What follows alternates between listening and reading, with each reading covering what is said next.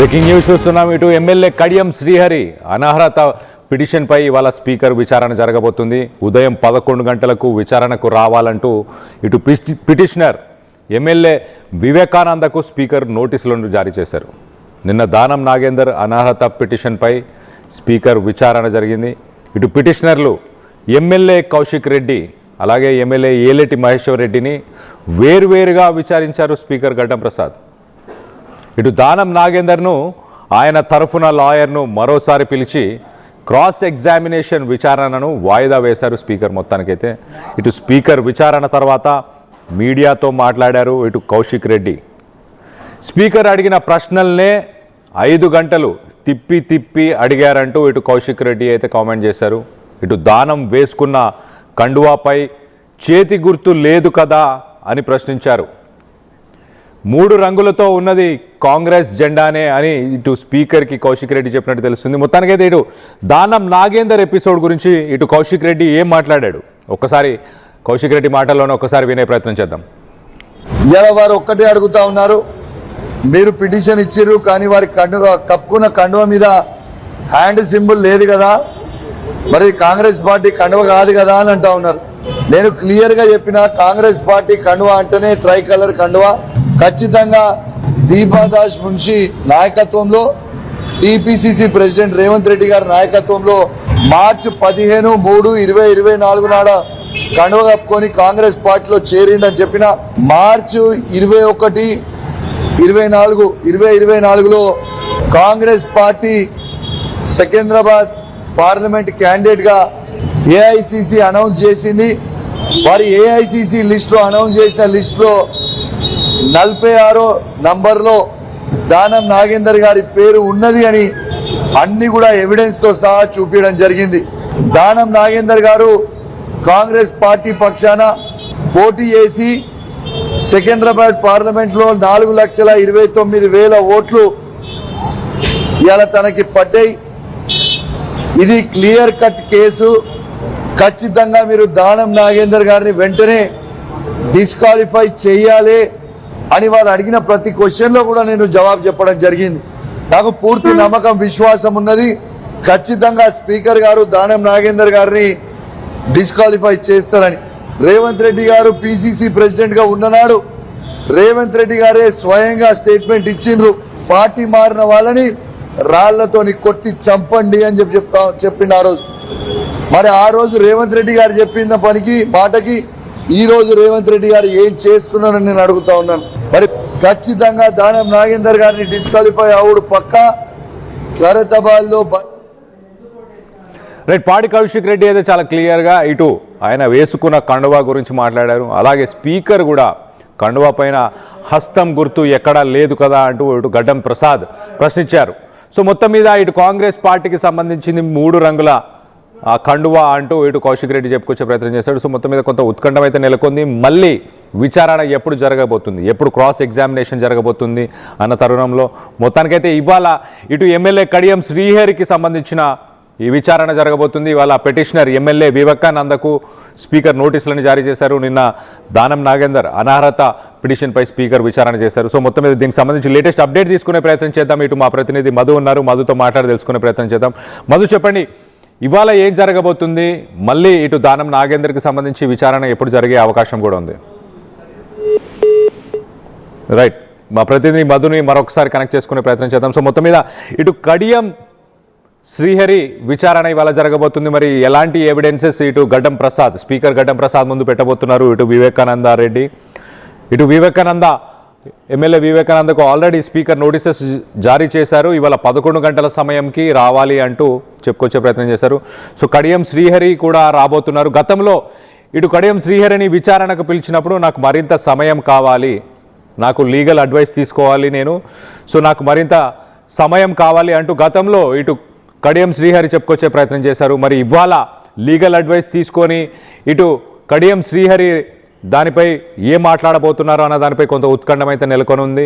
ఒకసారి మా ప్రతినిధి మధు ఉన్నారు, మధుతో మాట్లాడి తెలుసుకునే ప్రయత్నం చేద్దాం. మధు చెప్పండి, గతంలో ఇటు కడియం శ్రీహరి లీగల్ అడ్వైస్ తీసుకోవాలి, నాకు కొంత సమయం కావాలి, విచారణకు రావాలి అన్నప్పుడు ఇలాంటి వాదన చేశారు. సో మొత్తానికైతే ఇవాళ మరి ఆయన ప్రిపేర్డ్గానే వస్తున్నారా? ఇటు వివేకానంద, ఎమ్మెల్యే వివేకానంద మరి ఎలాంటి ఎవిడెన్సెస్ స్పీకర్ ముందు పెట్టే అవకాశం ఉంది? ఎగ్జాక్ట్లీ, నిన్న ఆల్రెడీ సుదీర్ఘ విచారణ కొనసాగింది దానం నాగేందర్ కి సంబంధించి. దాదాపుగా జనరల్ గా అయితే 1.5 hours లో ముగియాల్సినటువంటి విచారణ సాయంత్రం వరకు కంటిన్యూ ప్రాసెస్ లో జరిగినటువంటి పరిస్థితి. పాడి కౌశిక్ రెడ్డి బీఆర్ఎస్ నుంచి, బీజేపీ నుంచి ఏలేటి మహేశ్వర్ రెడ్డి ఇద్దరు హాజరయ్యారు. సపరేట్ గా విచారణ జరిగింది. వీరికి సంబంధించి గతంలో హైకోర్టుకి, సుప్రీంకోర్టుకి ఏవైతే ఆధారాలు సమర్పించారో, గతంలో కూడా స్పీకర్ కార్యాలయానికి ఏవైతే ప్రూఫ్స్ అందించారో, వీరు పార్టీ మారినట్టుగా ఉన్నటువంటి వీడియోలు, ఫోటోలు, వాళ్ళంతకు వాళ్ళే చేసినటువంటి కొన్ని వీడియోస్ క్లిప్పింగ్స్ ఓపెన్ గా బయట బహిరంగ సభల్లో ప్రచారంలో పాల్గొన్నటువంటి, కాంగ్రెస్ కోసం ప్రచారం కోసం చేసినటువంటి వాటన్నిటినీ సమర్పించారు. స్పీకర్ ఏమో వాళ్ళు వేసుకున్నటువంటి కండువా పైన గుర్తు లేదని చెప్పడము, టెక్నికల్ గా డిజిటల్ ఎవిడెన్స్ చెల్లదనేటువంటి సమాధానం చెప్పడంతో వీళ్ళంతా కూడా కాస్త స్పీకర్ ముందు మరిన్ని ఆధారాలు ఉంచే ప్రయత్నం చేశారు. ఈ రోజు కూడా వివేకానంద గౌడ్ సేమ్ కడియం శ్రీహరికి సంబంధించి గతంలో చేసినటువంటి స్టేట్మెంట్స్, ఫోటోలు, వీడియోలు, తర్వాత కడియం కావ్యకు సంబంధించి ఎన్నికల ప్రచారంలో, ఎంపీ ఎన్నికల్లో ఆయన ప్రచారం చేస్తూ కాంగ్రెస్ గుర్తు, చేతి గుర్తుకు ఓటేయండి అని చెప్పినటువంటి వీడియో క్లిప్పింగ్స్, ఈ ఫుటేజ్ అంతా కూడా స్పీకర్ కార్యాలయానికి పెన్ డ్రైవ్ల రూపంలో, డిజిటల్ ఎవిడెన్స్ రూపంలో, కాగితాల రూపంలో ఇవన్నీ కూడా వాళ్ళు సమర్పించడానికి సిద్ధమవుతా ఉన్నటువంటి పరిస్థితి ఉంది. చాలా రోజుల నుంచి ఒక ప్రొలాంగ్ ఎపిసోడ్ గా నడుస్తా ఉంది. మొత్తం 10 మంది ఫిరాయింపు ఎమ్మెల్యేలు 8 మంది పైన క్లీన్ చిట్ ఇచ్చారు. 8 మందికి ఇప్పుడు 2 మిగిలినటువంటి పరిస్థితి దానం, కడియం. దానం విషయంలో నిన్న పెండింగ్ అయింది. ఇప్పుడు కడియం శ్రీహరి విషయంలో ఏ నిర్ణయం తీసుకుంటారు స్పీకర్ అనేటువంటి చర్చ కొనసాగుతుంది.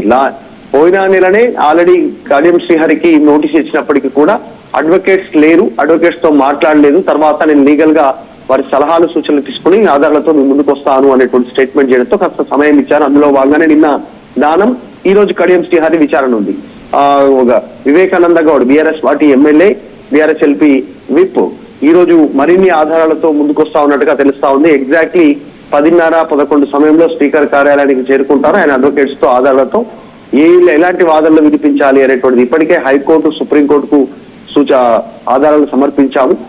అవే ఆధారాలు మీ ముందు కూడా ఉంచుతున్నాం అనేటువంటి statement Vivekananda Goud last time కూడా చేశారు. తర్వాత సుప్రీంకోర్టు నుంచి కాస్త ప్రెజర్ ఉంది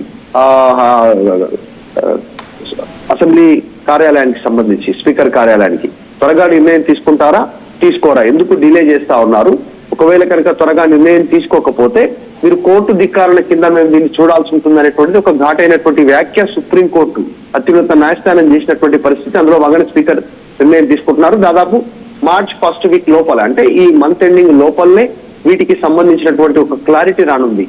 దానం, కడియం ఇద్దరు పార్టీ మారలేదా స్పీకర్ నిర్ణయం చెప్పాల్సినటువంటి అవసరం ఉంది. ఎందుకంటే వీళ్ళు ఎవిడెన్స్ పెడతా ఉన్నారు. దానం గురించి ఏమో ఆల్రెడీ ఖైరతాబాద్ ఎమ్మెల్యేగా ఉంటూనే సికింద్రాబాద్ కాంగ్రెస్ పార్టీ ఎంపీ అభ్యర్థిగా పోటీ చేశారు, బలమైన ఆధారాలు ఉన్నాయి. కడియం శ్రీహరి ప్రచారం చేశారు, గుర్తుకు ఓటేయమని చెప్పారు, బలమైన ఆధారాలు ఉన్నాయి.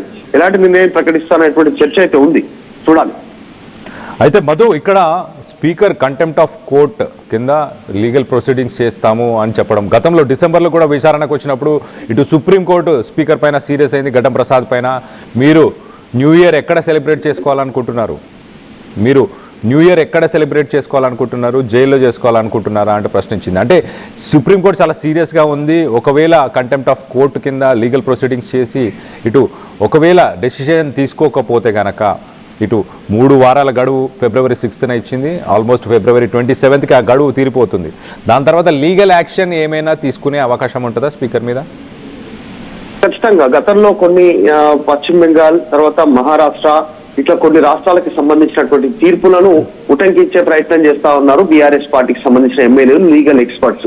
సేమ్ రీసెంట్ గానే పార్టీ ఫిరాయించినటువంటి ఎమ్మెల్యే బీజేపీలో గెలిచి తృణమూల్ కాంగ్రెస్ లోకి వెళ్లారు పశ్చిమ బెంగాల్ రాష్ట్రంలో, ముకుల్ రాయ్. ఆ కేసుని వీళ్ళు ఎగ్జాంపుల్ గా చూపిస్తా ఉన్నారు. తర్వాత మహారాష్ట్రకు సంబంధించి, తర్వాత ఇలా ఛత్తీస్గఢ్, ఇలా కొన్ని రాష్ట్రాలకు సంబంధించినటువంటి వాటిలో జరిగిన పార్టీ ఫిరాయింపుల పైన, ఎమ్మెల్యేల పైన అనర్హత వేటు పడింది.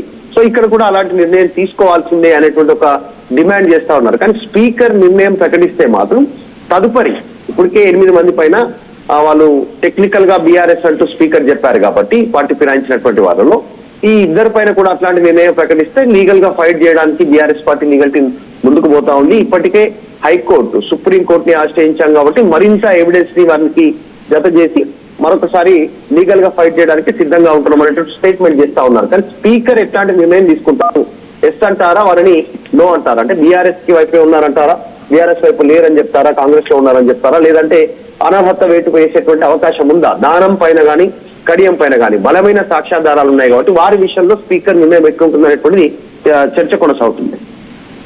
Right Madhu, thanks for the latest update. మొత్తం మీద ఇటు స్పీకర్ ఎలాంటి డెసిషన్ తీసుకోబోతున్నారు, ఇటు దానం నాగేందర్ పైన క్లియర్ ఎవిడెన్సెస్ ఉన్నాయా అంటూ ఇటు పాడి కౌశిక్ రెడ్డి చెప్పుకొచ్చే ప్రయత్నం చేస్తున్నారు. అలాగే ఇటు కడియం శ్రీహరి పైన కూడా క్లియర్ ఎవిడెన్సెస్ ఉన్నాయి. వాళ్ళు మాట్లాడిన మాటలు కానీ, ఆడియో క్లిప్పింగ్స్ కానీ, లేకపోతే వీడియో క్లిప్పింగ్స్, అలాగే పేపర్ క్లిప్పింగ్స్ కానీ, లేకపోతే దానికి సంబంధించిన విజువల్స్ ఇవన్నీ కూడా ఆల్రెడీ హైకోర్టులో, సుప్రీంకోర్టులో సబ్మిట్ చేసిన ఎవిడెన్సెస్ అన్నీ ఉన్నాయి. వాటన్నిటిపైన మరి స్పీకర్ ఎలాంటి డెసిషన్ తీసుకుంటారు, స్పీకర్ పైన ఇటు సుప్రీంకోర్టు ఎలాంటి డెసిషన్ తీసుకుంటుంది అన్న దానిపై కొంత ఉత్కంఠం అయితే నెలకొని ఉంది. ఇటు దానం నాగేందర్ గతంలో ఆయన మాట్లాడిన మాటలు ఒకసారి వినే ప్రయత్నం చేద్దాం.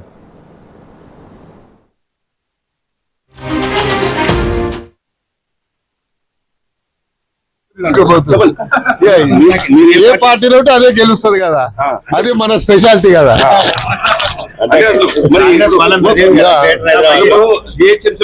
మీరే గెలవాలంటారు, ఏ పార్టీ గెలవాలి? పార్టీ పరంగా కాంగ్రెస్ గెలుస్తుంది కదా, ఇంకే గెలుస్తే వేరే పార్టీ గెలుస్తుందా?